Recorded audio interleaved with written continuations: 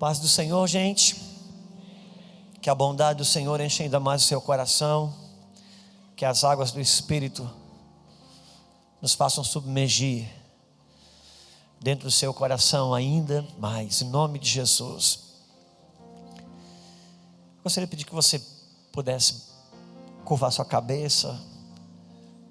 Vamos orar a Deus. Vamos pedir ao Senhor que nos introduza nesse lugar chamado a sua palavra. Ela é um martelo que esmiuça a penha.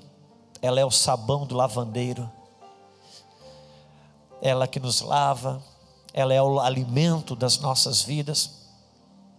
A sua palavra, lâmpada para os pés, luz para os nossos caminhos, é a palavra do Senhor. Por isso, Pai, nós nos rendemos a Ti e dizemos: Deus, lava-nos com as Tuas palavras, Senhor. Lava-nos, Deus, cada um de nós na sua individualidade, no seu tempo, em modo diferente. O Senhor, na sua soberania, consegue nos alcançar com uma mesma palavra, em setores tão diferentes das nossas vidas. Só o Senhor consegue fazer isso. Por isso nós nos rendemos a Ti. Que a Tua palavra, Senhor, nos cure, nos sare, nos alimente, nos sustente, nos fortaleça. Que o Teu Espírito, o Espírito que repousou e repousa sobre Cristo Jesus, Ele venha nos tocar através da Tua palavra. Nós nos prostramos e rendemos o nosso coração a Ti. Senhor, seja destroçado, despedaçado, desmantelado toda estrutura de pensamento e argumento, Senhor, que não recebe e não se conforma com a Tua verdade pura. Seja destroçado no poderoso nome do Teu Filho Jesus Cristo. Meu Deus, que a Tua palavra venha sobre nós e alcance morada permanente. Que toda voz que não seja a voz do Teu Espírito, Senhor, ela não encontra lugar e pouso aqui. Somente a Tua voz, Senhor, somente a Tua voz. Vem com Tua graça, vem com Teu favor. Aleluia. Se você puder abrir a sua Bíblia no livro de 2 Samuel, no capítulo 11.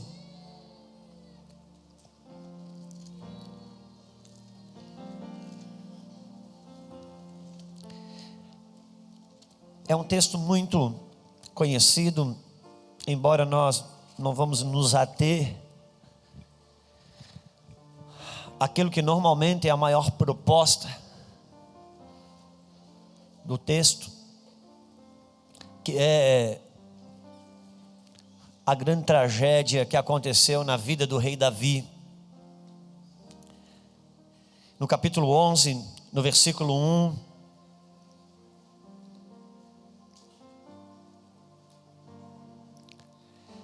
segundo Samuel vai dizer assim: e aconteceu que, tendo decorrido 1 ano no tempo em que os reis saem para a guerra, enviou Davi a Joabe e a seus servos com ele e todo Israel, para que destruíssem os filhos de Amon e cercassem a Rabá. Porém Davi ficou em Jerusalém. E aconteceu a hora da tarde que Davi se levantou do seu leito e andava passeando no terraço da casa real, e viu do terraço uma mulher que se estava lavando ou banhando-se, e era essa mulher muito formosa à vista. E enviou Davi e perguntou por aquela mulher, e disseram: esta mulher é Betseba, filha de Eliã, mulher de Urias o heteu. Então enviou Davi mensageiros e mandou trazê-la. E entrando ela a ele se deitou com ela. E então voltou para a sua casa. E a mulher concebeu e enviou e fez-lhe saber a Davi, e disse: grávida estou. Essa é uma passagem bastante conhecida, e que, em detrimento da nossa relação emocional com a pessoa de Davi, a gente gosta de dizer que foi uma queda, uma derrapada, um tropeço na vida de Davi. Porque a gente tem esse amortecedor no tribunal do nosso coração, quando a gente precisa julgar alguém que a gente ama, que a gente admira e que a gente gosta. O nosso julgamento, ele vem carregado de ternura, tem um amortecedor. E quando é uma pessoa que a gente não gosta, não precisa errar muito para a gente já colocar no inferno, né? Por isso que a gente endemoniza tanto Saul em detrimento de Davi. Só que quando a gente olha os erros que Saul cometeu e quando você vê o que Davi teve coragem de fazer, num plano de tribunal de justiça, assim, dos dias atuais, Saul não ia passar nenhuma noite na cadeia, ao passo que Davi, porque isso é uma coisa que acontece com a gente tem uma relação emocional muito boa com Davi. Então Davi teve um tropeço, uma coisa assim, e nós sabemos que não foi isso, amém? Embora Saul e Davi, existe uma lente, Deus tem uma maneira, tem um jeito de falar várias coisas através de uma mesma fonte. Isso é algo que Deus faz através da sua palavra. E existe uma lente, existe um óculos quando você olha para algumas coisas na Bíblia que te permite ver. E uma das coisas que uma das lentes, um dos focos, uma das leituras que se pode fazer entre Davi e Saul é que se trata da mesma pessoa quando Deus quer comunicar uma realidade espiritual. Porque Davi e Saul, eles foram reis ao mesmo tempo. Enquanto Saul estava no reino, Davi já tinha sido ungido por Deus. E Davi fala de um governo divino, debaixo de um sistema celestial. E Saul fala de um governo humano debaixo de um sistema diabólico. E os dois, eles viveram juntos. E isso na verdade fala da mesma pessoa, porque é uma leitura espiritual que Deus também nos permite conhecer, a mostrar a natureza adâmica e a nova natureza em Cristo Jesus. E Davi e Saul, de certa forma, vem nos mostrar uma mesma pessoa, eu e você. Todos nós temos um Saul dentro de nós, e todos nós temos um Davi dentro de nós. Todos nós temos a natureza da carne, que trabalha no medo, na necessidade de aparência, e todos nós também temos um adorador dentro de nós. Por isso que quando Saul estava atribulado, Davi adorava e Saul aquietava. É o que acontece quando a nossa natureza humana, adâmica, ela se atribula. Quando a gente se entrega um pouquinho à nossa nova natureza, a adorar a Deus, ela se aquieta. Isso fala de uma mesma pessoa. Desde Caim e Abel, de Isaac e Ismael, de Esaú e Jacó, você sempre vai tendo uma leitura de uma mesma pessoa, se tratando de duas naturezas, uma natureza adâmica e uma natureza espiritual. Isso todos nós temos essa luta dentro de nós. Mas Davi aqui, e tem uma outra coisa que Deus nos permite olhar também, uma outra lente, é quando você conhece algumas pessoas na Bíblia que eles não tratavam-se ser só uma pessoa, ainda que foram humanos como nós, como a Bíblia diz que Elias era um homem sujeito às mesmas paixões que nós. Contudo, Elias, embora fosse um homem sujeito às mesmas paixões que nós, Elias, ele é uma representatividade de um mover profético que arrebenta, que destrói,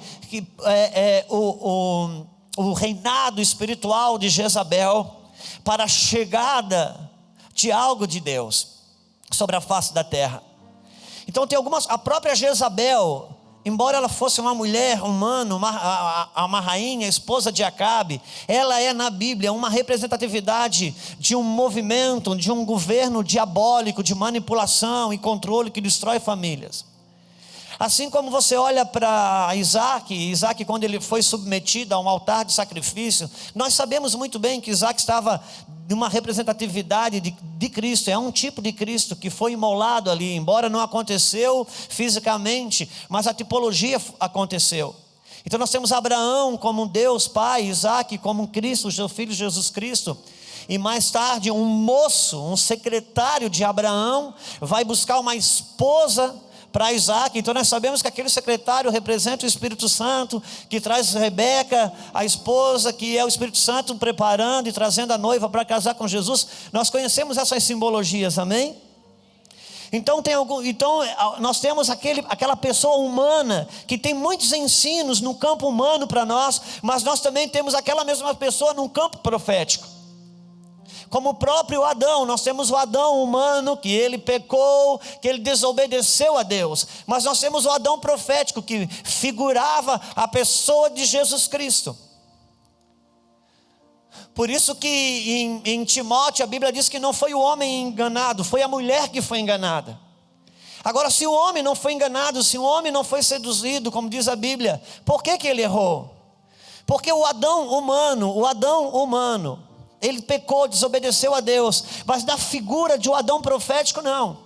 Porque quando Eva peca, Eva come o fruto da árvore do conhecimento do bem e do mal. Agora aquela mulher morrera, sua esposa morrera, e ela traz o alimento a ele, traz aquele fruto, e ele podia comer ou não comer.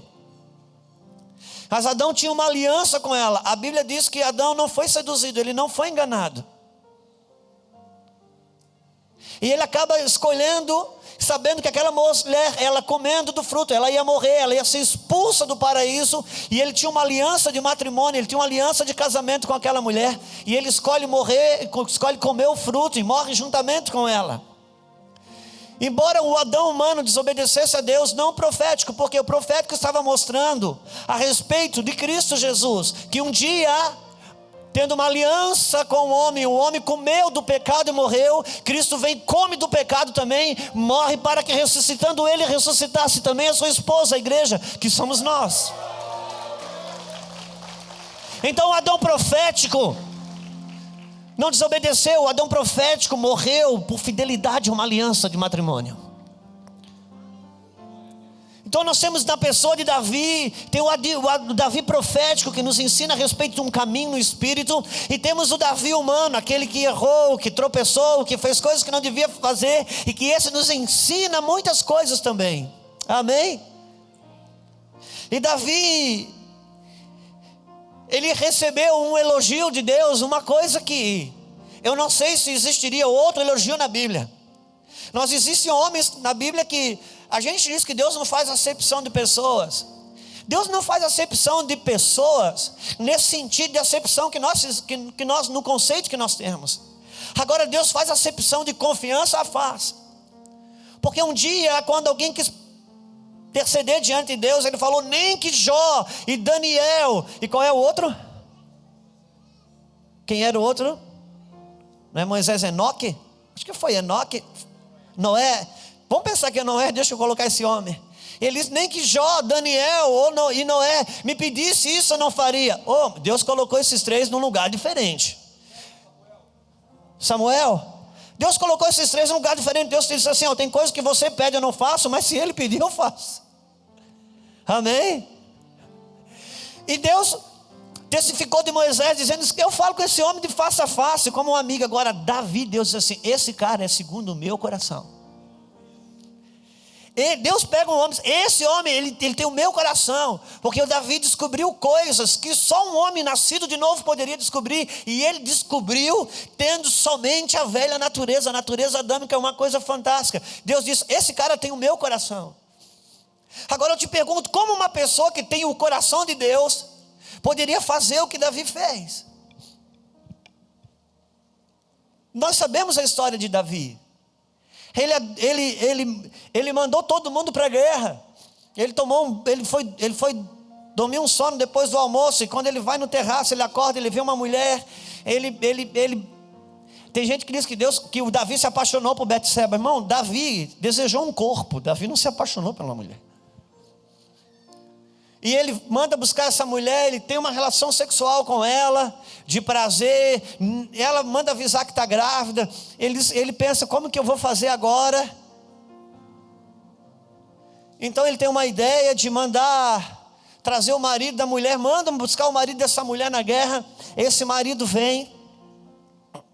E quando esse marido vem, então Davi diz: cara, vai para casa, descansa, você está guerreando muito, vai deitar com a sua mulher. E ele ainda dá uma dica, ele diz: lava os teus pés, vai para casa. Irmão, lavar os pés na Bíblia, lê Cântico dos Cânticos que você vai entender. E Davi, e daqui a pouco aquele rapaz sai da presença de Davi, e alguém vem comunicar: ele não foi embora não, ele está dormindo na tua calçada. E ele chama esse cara: o que aconteceu? Vá deitar com a sua mulher, rapaz, você está aí cansado. E aquele homem responde uma coisa para Davi, ele diz: olha, a arca de Israel está em tenda, meu senhor Joabe está guerreando, Judá está em tenda, está todo mundo guerreando. Pela sua vida que eu não vou para casa me deitar e me alegrar com a minha mulher. Aquele homem dá um show de fidelidade para Davi. Ele estava dizendo: Davi, por causa das atuais circunstâncias,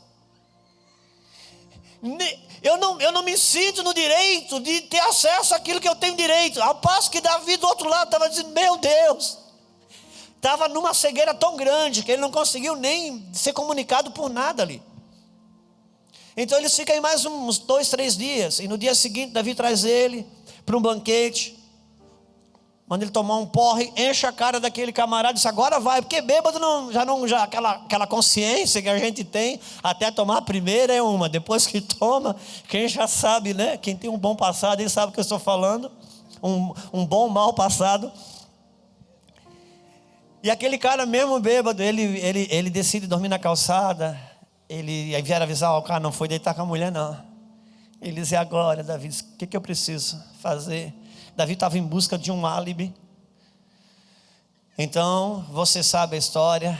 Davi escreve uma carta para Joabe, o comandante que está lá na guerra. Ele disse: olha, Davi, vai chegar aí Urias, põe Urias numa frente de batalha, aproxima ele do muro, tira a retaguarda, para que alguém matar ele, e está tudo certo. E ele embrulha bem aquela cartinha, põe no bolso do Urias e diz: Urias, volta para a guerra. Quando você chegar lá, irmão, é o cara segundo o coração de Deus. Ele fez isso. Ele fez isso. Então, aquele homem vai e é morto, tudo como Davi planejou, aconteceu. E aqui, esse é o Davi humano, que embora ele tivesse o coração, segundo o coração de Deus, no tempo em que os reis saíam para a guerra, irmãos, ele escolheu não sair. O que eu quero dizer com isso? Não importa, não é que não importa, deixa eu arrancar essa palavra. Embora você seja uma boa pessoa, embora você tenha um bom coração, embora você se vê diante de Deus bem intencionado, isso não define a sua vida. O que define a sua vida é as escolhas que você faz. Porque você vê pessoas boas, pessoas maravilhosas, pessoas bem intencionadas, que amam Jesus, mas que numa escolha errada vão ter fins terríveis. O que define a minha vida são as minhas escolhas.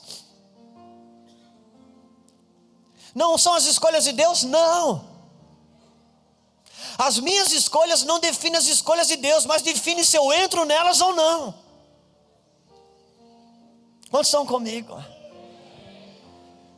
E tem gente ferida porque se vê bem intencionada. Tem gente ferida com a igreja, tem gente ferida com Deus, tem gente ferida com o evangelho, com o contexto religioso, cristão. Porque se vê bem intencionada, porque olha para trás do seu histórico e diz: poxa, eu estava bem intencionado, eu fiz a coisa certa, eu que fui o justo da situação. Só que isso tudo não pode matar você. A sua escolha sim pode matar você. Porque Jesus está na cruz, meu amado. E existia 2 bandidos com eles, um à sua direita e outro à sua esquerda, os 2 bandidos, os 2 na mesma situação, e Jesus ali morrendo por dor, pelos 2, mas não conseguiu colocar os 2 no céu. Então eu te pergunto, o sacrifício de Jesus Cristo foi insuficiente? Não, Jesus morreu pelos 2, mas um escolheu uma escolha de ir para o céu, e outro fez uma escolha contrária e não subiu, e Jesus não pôde fazer nada por ele, ainda que estava morrendo por ele. A sua escolha é que decide aonde que você vai.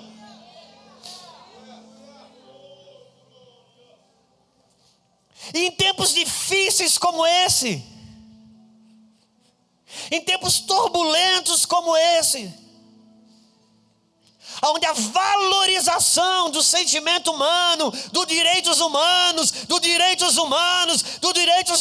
é tão grande, que hoje um universo de ofensa pessoal faz pessoas pararem, fazerem escolhas que não são escolhas de Deus. Querido, naquele dia era o tempo em que os reis saíam para a guerra. Tempo que o rei sai para a guerra, rei não pode ficar em casa.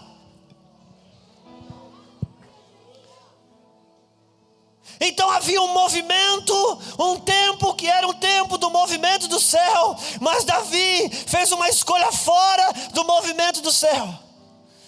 E aqui ele experimenta o pecado, ele experimenta dor, ele experimenta perdas, foi coisas terríveis, você sabe. Só que Davi, ele não é um símbolo de um homem que não erra, ele é um símbolo de um homem que se rende quando erra. E aqui faz toda a diferença, porque agora nenhum rei, nenhum profeta se manteve em pé quando ousou colocar o dedo na cara de um rei e confrontar ele.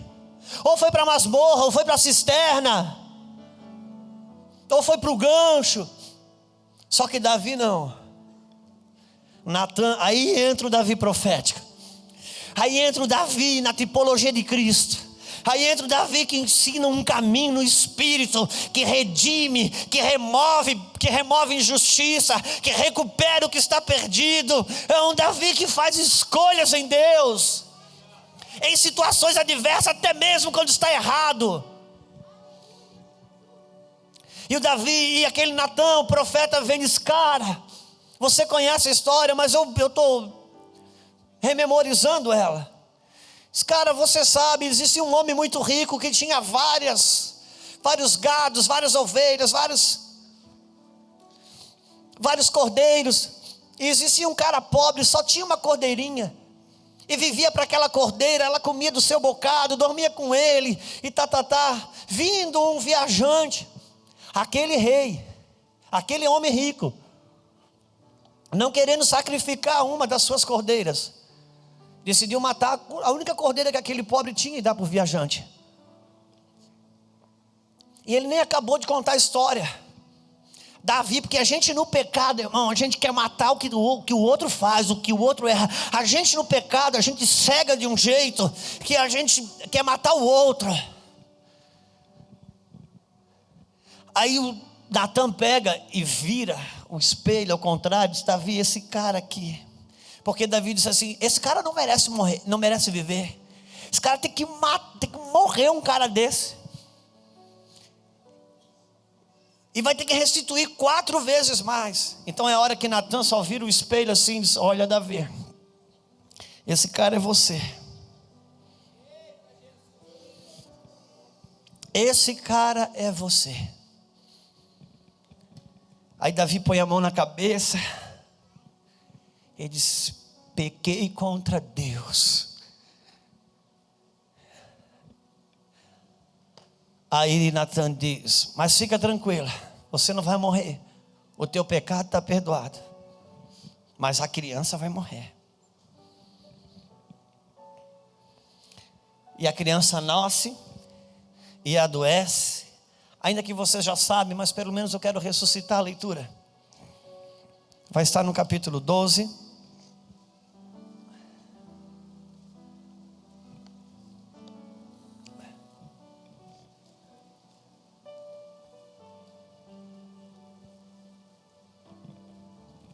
capítulo 12,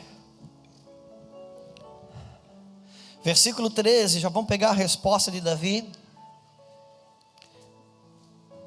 Diz assim, 2 Samuel 12, 13.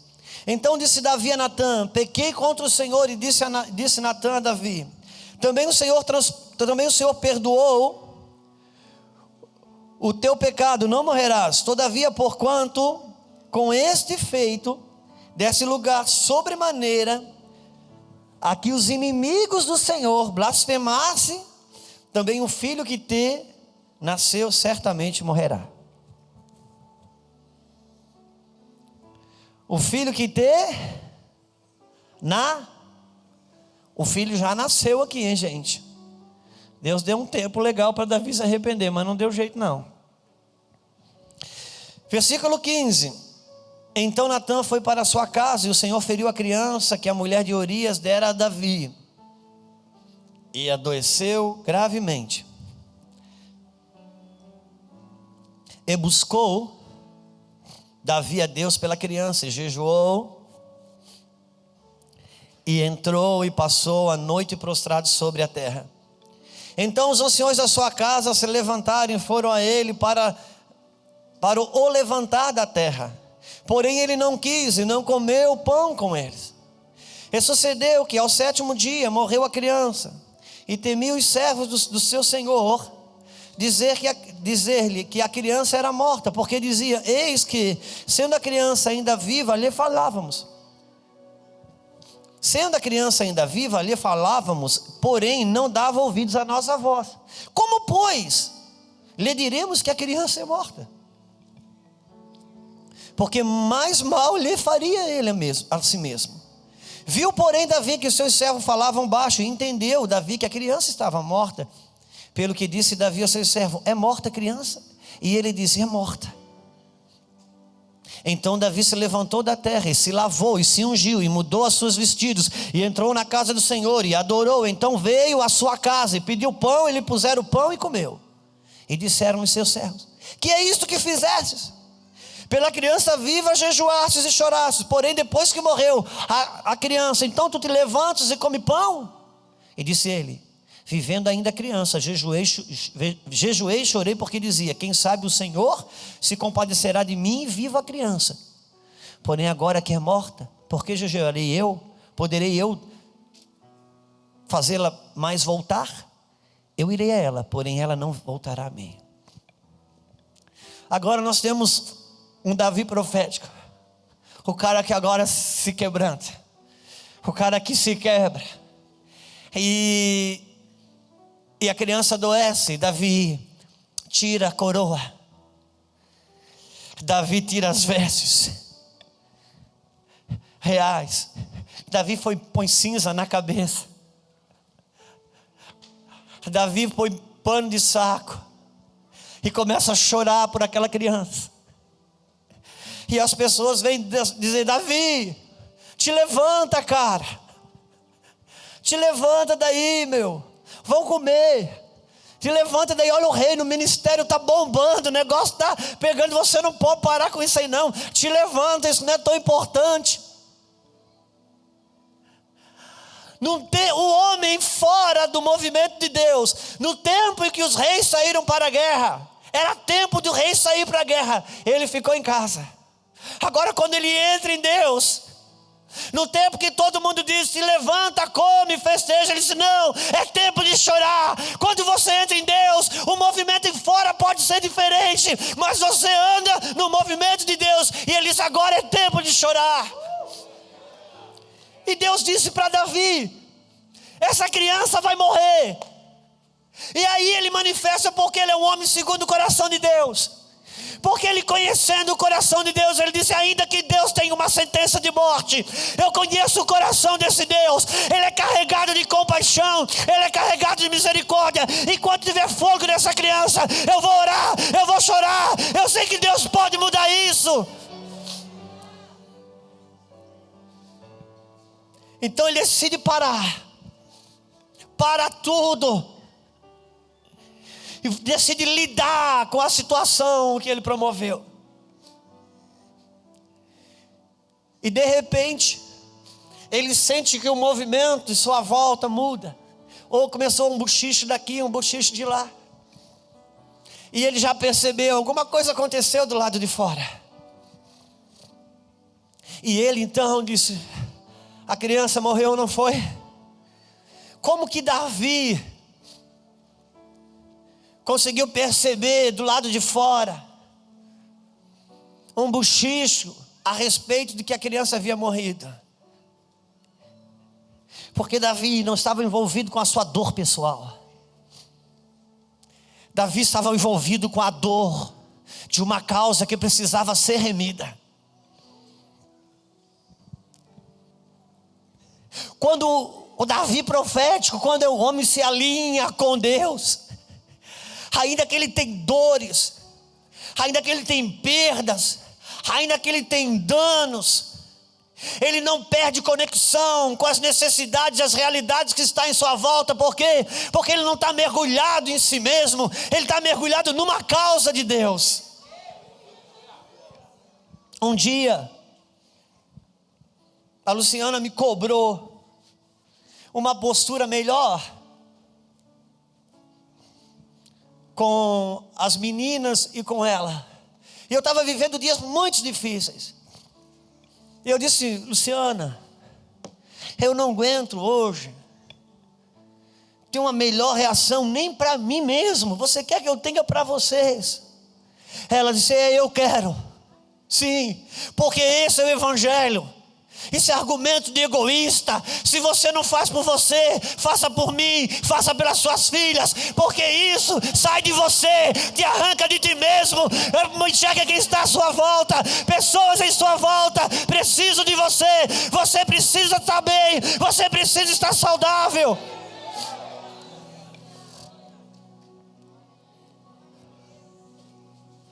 E a criança morre. E agora a criança morre. E quando ele sabe que a criança morre, ele se levanta. E a Bíblia diz que ele toma banho, que ele se unge, põe os vestidos de rei, põe a sua coroa, faz um banquete. E as pessoas vêm e dizem, Davi, você tem que chorar, cara. O que é isso? Então, você está insensível. Um homem alinhado com Deus, ele não anda no movimento que os outros andam. Primeiro eles queriam que ele festejasse, ele é tempo de chorar. E agora eles dizem, chora, assim, não, agora não tem mais o que fazer. Chorei, jejuei enquanto a criança vivia. Agora a criança morreu, eu não posso fazer nada. Deus me deu 2 sentenças. A número 1 é que a criança ia morrer, e eu fiz de tudo que podia, e a criança morreu. A número 2, a sentença é que eu estava perdoado. Se é verdade a sentença a respeito da morte da criança, é verdade também a respeito da sentença que eu estou perdoado. Eu vou me levantar e vou andar como alguém perdoado.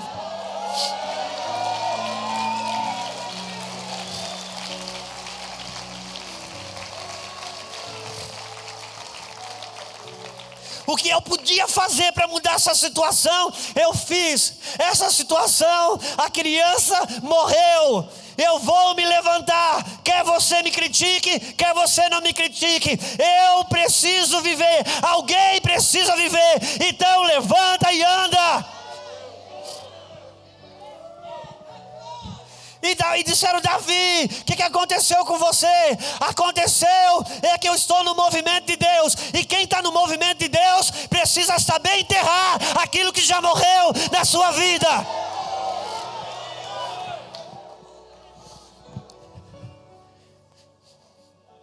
Eu estava meditando agora sobre o final de ano. E a gente fica contabilizando coisas sobre o ano que passou e prospectando sobre o ano que vem. Cara, cada dia baixa o seu mal. Uma coisa eu sei: enterra, aprenda a enterrar o que já morreu na sua vida. Te levanta e vai andar. Eu não estou falando de soberba nem de orgulho. Eu estou falando que você precisa viver. As pessoas em sua volta precisam de você saudável, precisa de você erguido. Você não pode parar. Você não pode parar. O chamado não morreu, A profecia não morreu, o movimento do céu não morreu. Ainda que você errou ou se meteu em coisas que escolheu errado, uma coisa é certa: chora, busca, muda tudo que você conseguir mudar. O que você não consegue mudar, levanta-se e anda.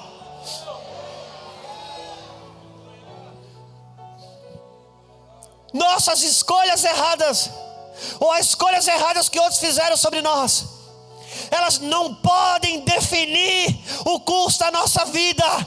O que custou mais caro na cruz do Calvário foi o livre-arbítrio. Deus colocou na minha mão o poder de escolha, e eu escolho Deus, eu escolho prosseguir. Meu Deus, meu irmão, deixa eu te dizer uma coisa. Eu sei de onde vim, eu sei de onde que a minha casa veio. Se eu fosse depender, não me faltou motivos para parar, você pode ter certeza. Irmão, deixa eu dizer uma coisa para você. Eu não venho de uma história triste de quando eu era ímpio. Eu não venho das drogas. Eu não venho de uma família destruída. Eu tenho uma família boa demais. Uma família de 7 irmãos. Uma família de italiano que se reúne à mesa, aquela festa toda a vida. Parece que estão brigando, mas estão só conversando. Eu nasci num contexto bom. Todas as marcas destrutivas que eu tenho cicatrizada na minha alma não vem do mundo, não. Foi coisas que eu vivi na igreja. Quem me arrebentou e me trouxe os piores prejuízos da minha vida foi uma instituição chamada igreja. E dentro da igreja não faltou motivo para me parar, para me recuar. Mas pela graça de Deus, me levantei, me ungi, troquei de vestes e vou prosseguindo.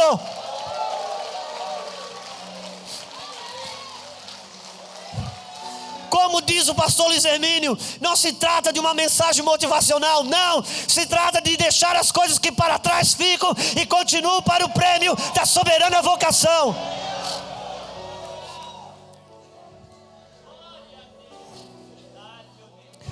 Não faltou marcas, não faltou feridas.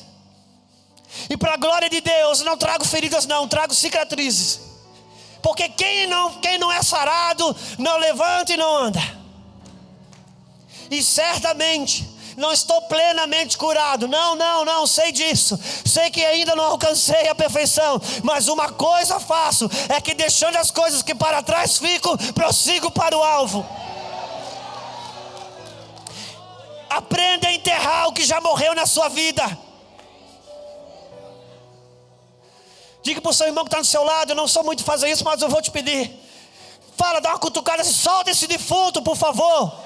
Você precisa andar, deixando de lado o pecado, o embaraço que tão de perto nos rodeia. Eu prossigo para o alvo. Eu prossigo para o alvo.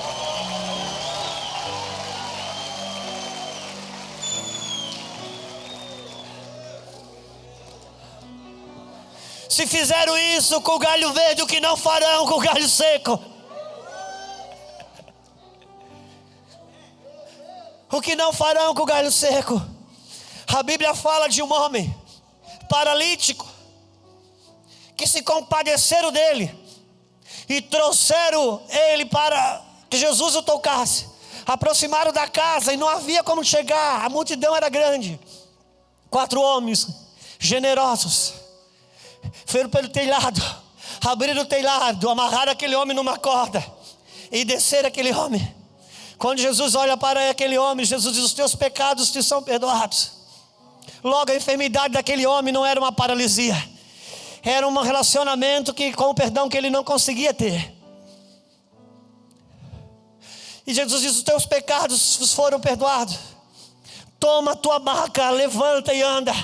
Cara, há um tempo que Deus move céus e terras, faz as pessoas te pegarem. Se não dá para entrar, Ele abre no teto, Ele faz tudo que dá. Mas uma vez que você teve um encontro com Jesus, levanta, pega a tua cama e anda.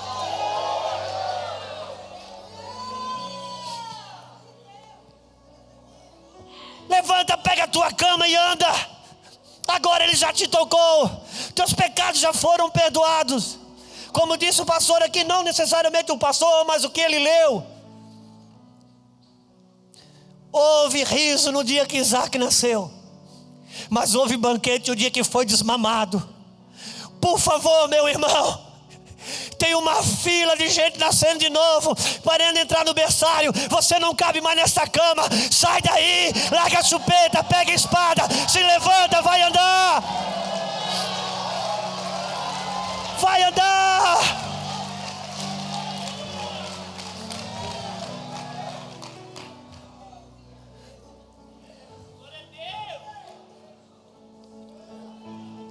Cara, não faltou motivo para parar.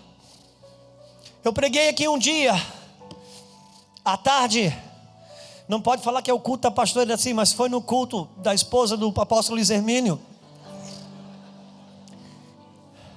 E quando eu acabei de pregar, veio uma mulher ao meu encontro. E ela disse que fazia 12 ou 13 anos, eu posso errar nas contas, mas o fato que eu quero comunicar isso é verdadeiro.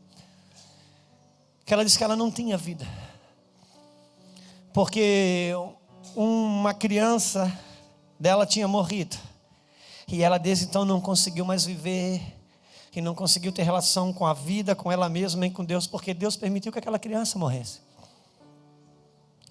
E eu perguntei para ela: você tem mais filhos? Ela disse: tenho. Depois me veio filho. Eu tenho uma criança de 7, parece de 4 ou 5, e uma criança de 7, 8 ou 9, eu não vou lembrar, mas eram 2 crianças. E como elas estão? Elas estão à deriva, porque eu não, desde quando essa criança morreu, eu não consigo entender porque que Deus permitiu, e eu não consigo viver. E eu falei para ela: você vê, por causa do filho que está morto, você não permite que os que estão vivos tenham mãe. Não. Por favor, enterre o que já está morto. Tem pessoas vivas do seu lado que dependem de você. Não se trata de você, se trata de um propósito que vai além de você. Se trata de um propósito que vai além. Irmãos, a gente contabiliza o ano que passou e o ano que vem, mas o que decide, o que define, irmãos, são as nossas escolhas. As nossas escolhas. E a gente sempre fez uma escolha. Eu e a Lulu sempre fizemos uma escolha. E as nossas meninas sabem. Irmãos, a gente que é pastor é mal falado, não tem jeito. E deve ser complicado um dia que todo mundo fala bem de você, porque você não vai estar num perfil do mestre. Mas como diz a Bíblia, quando falarem mal, que seja mentindo. Quando mentindo disserem mal contra você, aí sim você é bem-aventurado. É quando mente. E nós sempre, as nossas meninas foram treinadas assim. Nada pode parar nós. Por quê? Porque as pessoas que me amam e me elogiam, eu as amo, mas elas não morreram por mim. E as que me odeiam e me criticam, também não morreram por mim. Meu Deus, se esse homem, ele me ofende, e por causa disso eu recuo na minha pegada com Deus, na minha pegada com Cristo, o princípio da idolatria já entrou em mim. Por quê? O que é idolatria? Idolatria é quando algo no seu coração ocupa um lugar que era de Cristo, ou maior do que Cristo. E se esse cara me ofende, e por causa disso eu recuo na minha pegada com Deus, é porque ele passou a ocupar um lugar em mim maior do que de Cristo. E se ele tem o poder de me parar, já não é Cristo que me move.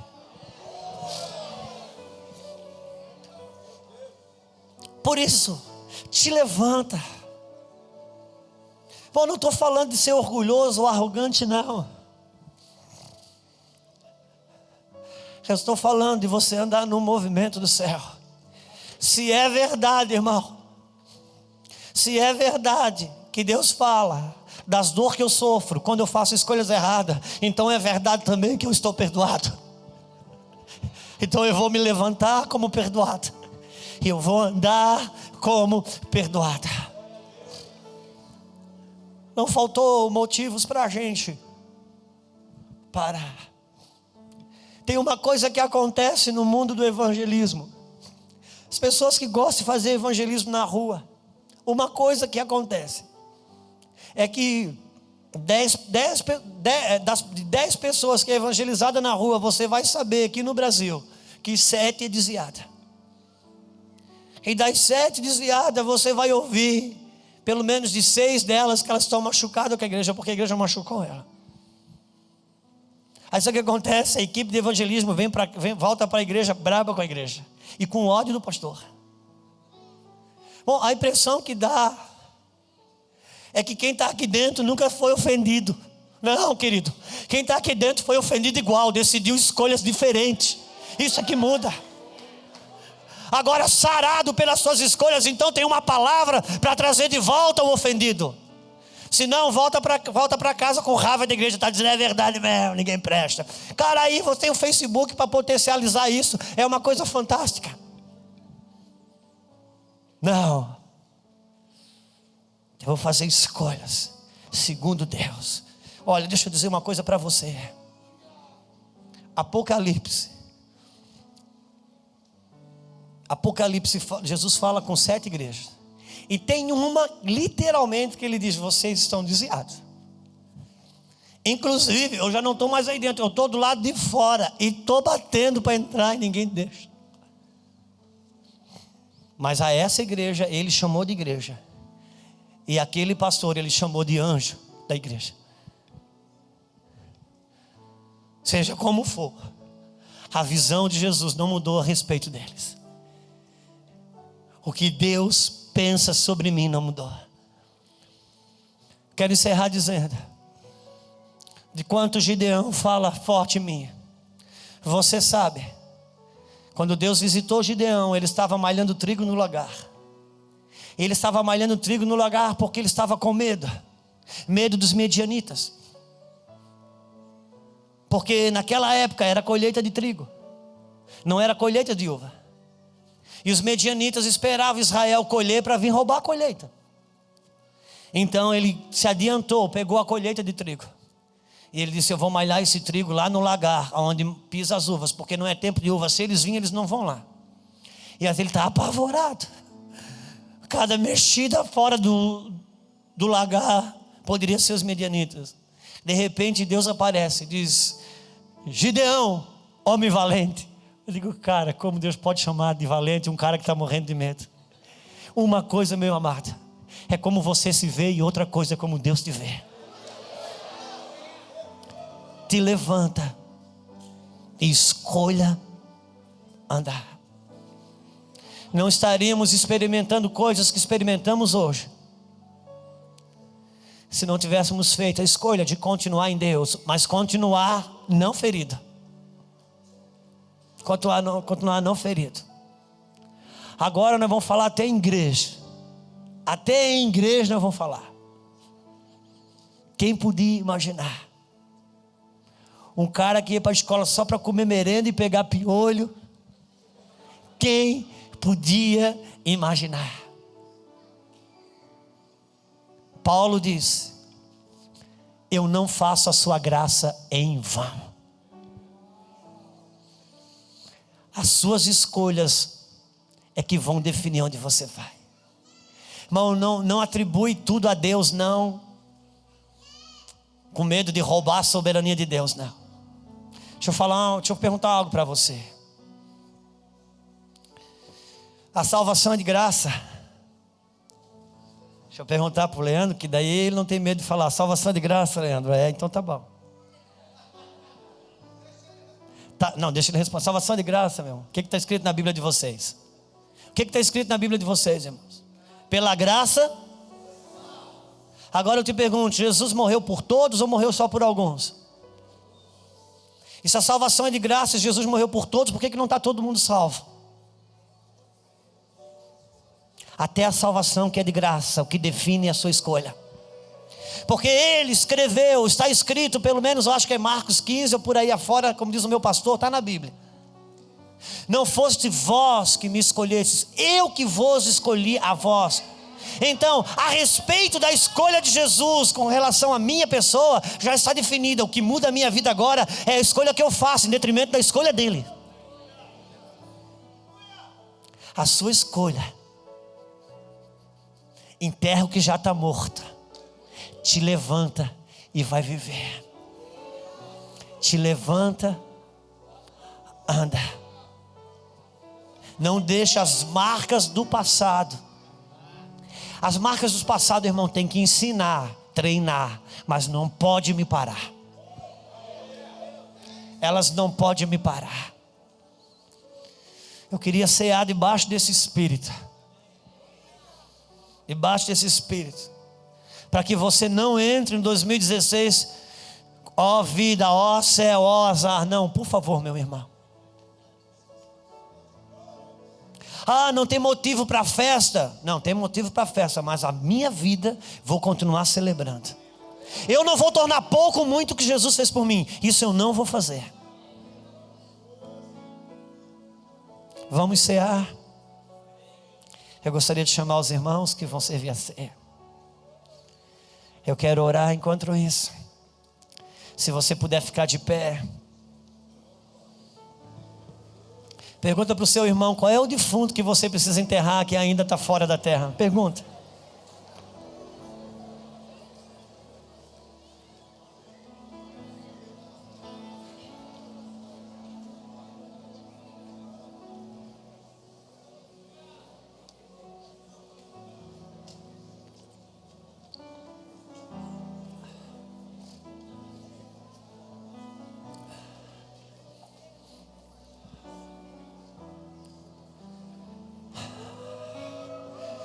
Eu gostaria que nós ministrássemos um pouquinho ao Senhor, porque esse momento é muito particular. Enquanto a gente está aqui, o Espírito Santo está falando com cada um na sua realidade, na sua vida.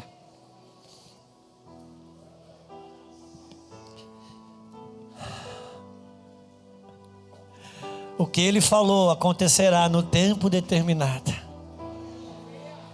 As coisas de Deus não se alteraram. Vamos ministrar ao Senhor, por gentileza. Eu gostaria que você se alinhasse no espírito dessa palavra. Não no espírito de uma palavra motivacional, coisas que apontam para a alma, não. Eu estou falando no espírito de fé. Porque, irmãos, coisa que o diabo sabe fazer muito bem é quando alguém descobre uma verdade libertadora, é pegar essa verdade e levar para o outro lado extremo. Andar cabisbaixo, andar com cara feia, isso não é sinônimo de espiritualidade, não. Ter cara de extraterrestre, isso não é espiritualidade. O cara espiritual, ele sabe fazer pum e dar glória a Deus, e nenhuma coisa rouba a outra.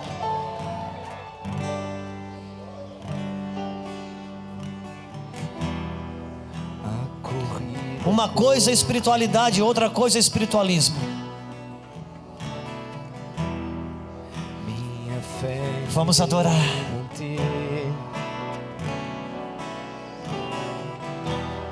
Receber o prêmio no fim, conhecer a Ti,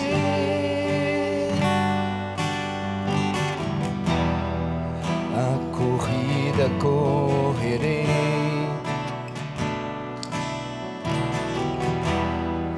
minha fé irei manter. Receber o prêmio no fim, conhecer a Ti. Eu quero estar fiel. Eu quero estar fiel. Eu quero estar firmado. Eu quero estar fiel. Eu quero estar fiel até o até o último dia. Eu quero estar fiel, eu quero estar firmado, eu quero estar fiel a Ti até o fim. Eu quero estar fiel, eu quero estar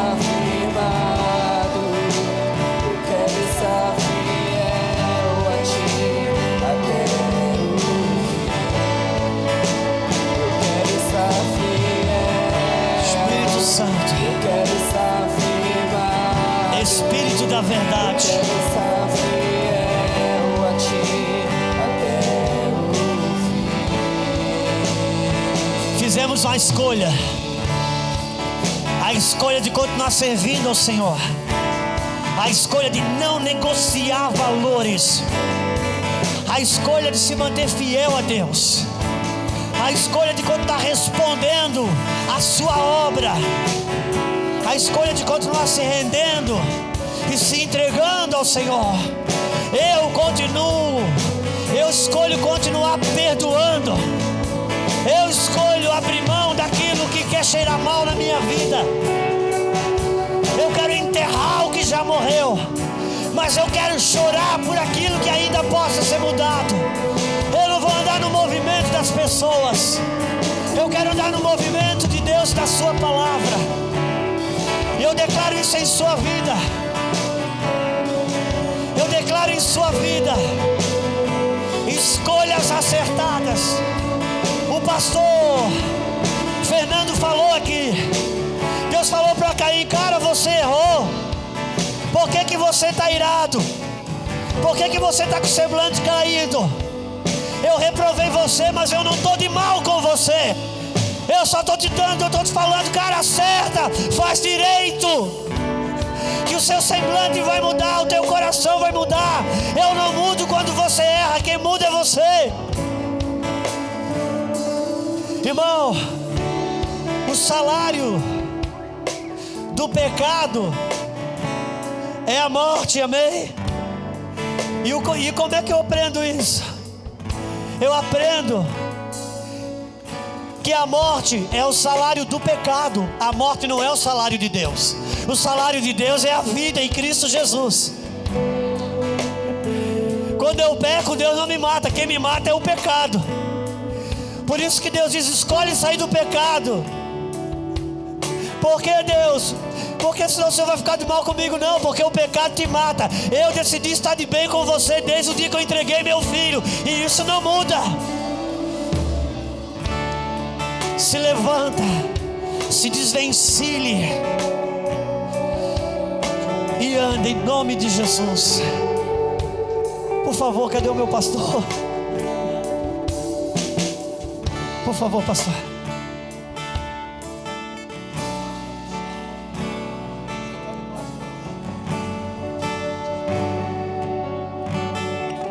Glória a Deus. Que palavra poderosa, irmãos. Aleluia. Louvamos ao Senhor.